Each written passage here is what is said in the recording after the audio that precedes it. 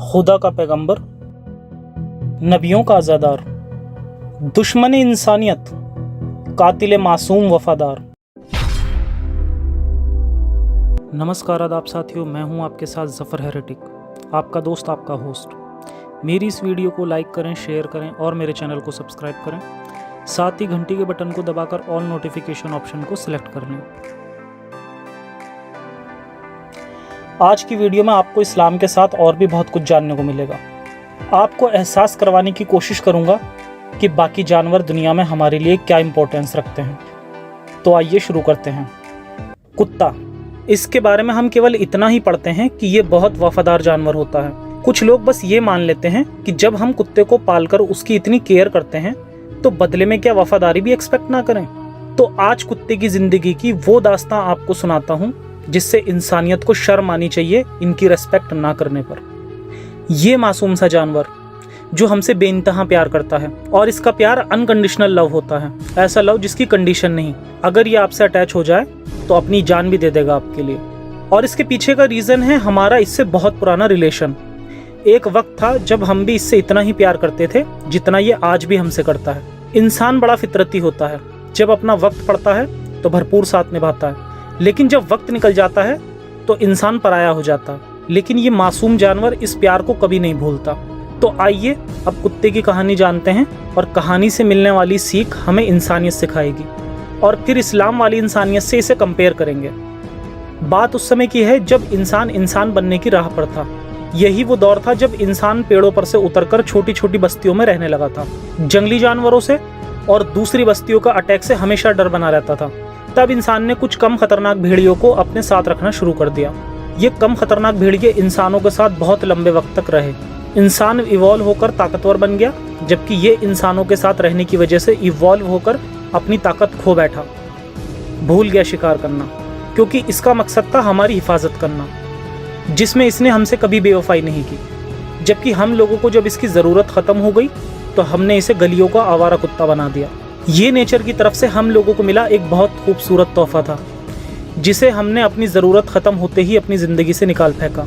और अगर हम इन्हें सपोर्ट नहीं कर सकते, इनकी मदद नहीं कर सकते, तो कम से कम इन्हें तकलीफ़ तो ना ही दें। वो तो शुक्र है कि सब इंसान एक जैसे नहीं होते, और जो जानवरों से मोहब्बत करते हैं वो लोग बेशक बहुत अच्छे लोग हैं। कुत्तों को पालने वाले लोग उनकी मोहब्बत देखकर उनसे भी उतनी ही मोहब्बत करने लगते हैं। अब आते हैं इस्लाम की इंसानियत पर। इस्लाम में बचपन में ही बच्चों को कुत्तों से नफरत सिखा दी जाती है, उन्हें गंदा और शैतान बता दिया जाता है। और यही नहीं, हमारे मोहम्मद साहब ने तो इनको कत्ल करने तक के हुक्म सुनाए हैं। ऐसी कई जहालतें भरी हदीसें मौजूद हैं जो इंसान को इन वफादार मासूम जानवरों का दुश्मन बना देती हैं। तो आइए ऐसी कुछ हदीसों पर रोशनी डालते हैं जहाँ ना केवल इन दुनिया की सबसे बेहतरीन मखलूक से न केवल नफरत सिखाई गई बल्कि उन्हें मारने को भी कहा गया।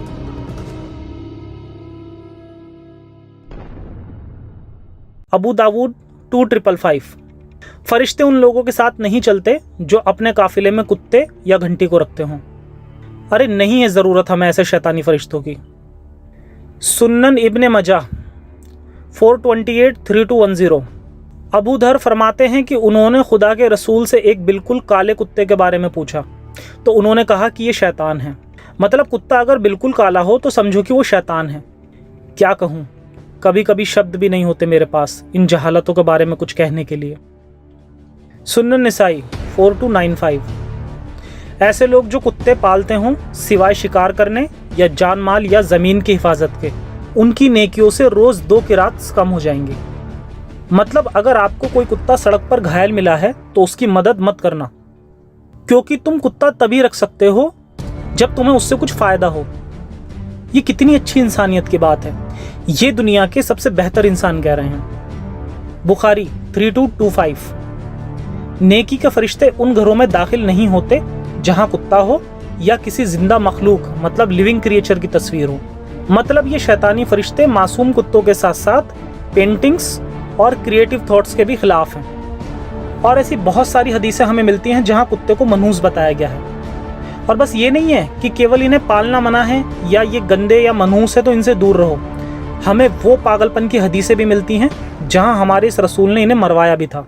इसके भी कुछ सबूत दे देता हूं आपको। साही बुखारी 3323। अल्लाह के रसूल ने हुक्म दिया कि कुत्ते मार देने चाहिए। साही मुस्लिम 3811। अब्दुल्ला बिन उमर ने कहा कि हमें रसूल ने हुक्म दिया कि मदीना और उसके आसपास के गांव में जितने भी कुत्ते मिले उन्हें मार डालो। फिर हमने अपने लोगों को भेजकर किसी भी कुत्ते को नहीं छोड़ा जिसे ना मार दिया हो, और वो भी इतना कि हमें उन कुत्तों को भी मार दिया जो रेगिस्तान के लोगों के साथ उनके ऊँटों के साथ आए हुए थे। मतलब इन लोगों ने पालतू कुत्तों को भी नहीं छोड़ा जो किसी के साथ थे। इससे पता चलता है कि रसूल का हर कुत्ते को मारने का पागलपन तब तक बना रहा जब तक कि इन लोगों ने बहुत पालतू कुत्ते नहीं मार दिए और लोगों से इनके कॉन्फ्लिक्ट नहीं हो गए। ये देखिए, एक हदीस से पता चलता है कि इन्होंने एक औरत के कुत्ते को मार दिया और फिर बाद में रसूल ने केवल काले कुत्ते जिनके चेहरे पर 2 स्पॉट हों उन्हें मारने को कहा।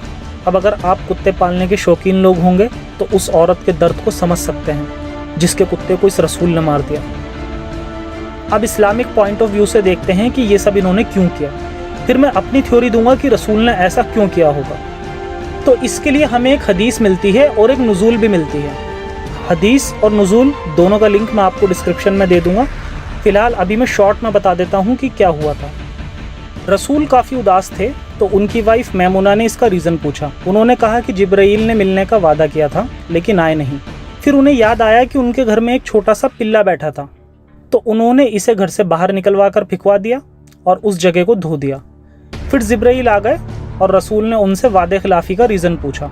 उसने कहा, फरिश्ते कुत्तों से इतना डरते हैं कि अगर किसी के घर में कुत्ते की तस्वीर भी हो तो फरिश्ते उस घर में नहीं घुसते, इसीलिए मैं 2 बार आपके घर के दरवाजे से ही लौट गया। मतलब ये फरिश्ते कुत्तों से डरते थे। फिर इसके बाद इन्होंने सारे कुत्ते मारने का हुक्म जारी किया और छोटे छोटे पिल्ले तक मरवा दिए जो रखवाली नहीं कर सकते थे।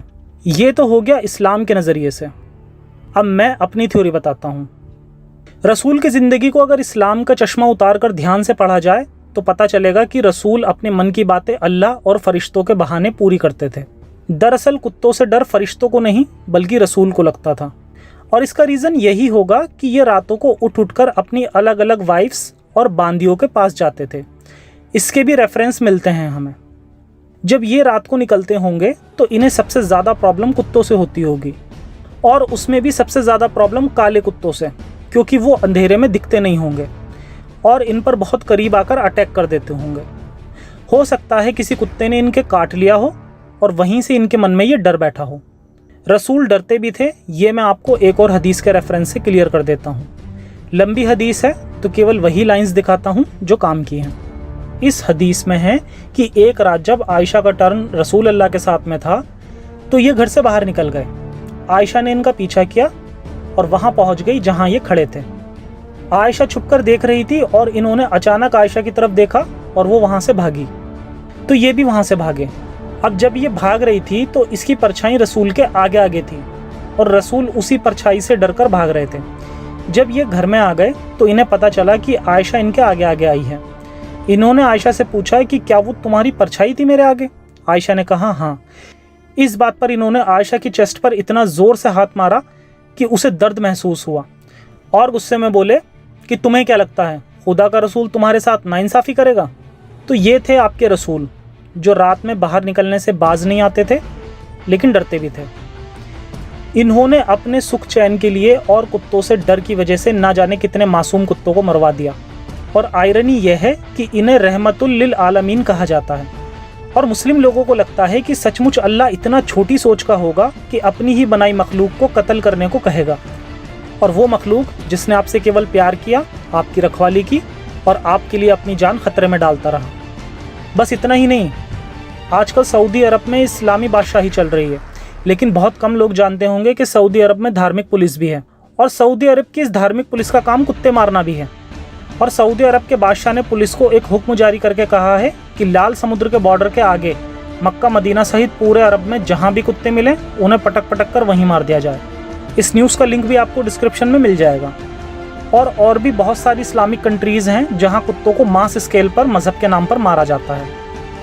तो ये थी कहानी उस मासूम बेजुबान कुत्ते की जिन्होंने इंसानियत के लिए अपनी पूरी प्रजाति स्पीसीज़ की कुर्बानी दी और देते आ रहे हैं, और दूसरी तरफ ये मज़हब हैं जो इनकी जान लेने से बाज नहीं आता, और वो भी खुदा का हुक्म बताकर। अगर ये भेड़िया ही रहता तो ये शिकार करके अपनी ज़िंदगी जंगल में शान से गुजार रहा होता, लेकिन इसने इंसान पर भरोसा कर लिया। ये इवॉल्व होकर कमज़ोर कुत्ता बन गया जो बस रखवाली कर सकता है और आपको बेपनाह प्यार दे सकता है और आपके लिए अपनी जान भी दे सकता है। तो हमेशा की तरह मुस्लिम भाई बहनों से अपील है कि खुद से भी कभी इस्लाम को न्यूट्रल होकर पढ़ें और इंसानियत और इस्लाम के फ़र्क को समझें। तो मेरे ह्यूमनिस्ट भाइयों, केवल कुत्ता ही नहीं, हर जानवर के साथ कम से कम इतनी इंसानियत तो दिखा ही देना कि अगर उन्हें सपोर्ट ना कर पाओ तो कम से कम उन्हें उनके हाल पर तो छोड़ ही देना।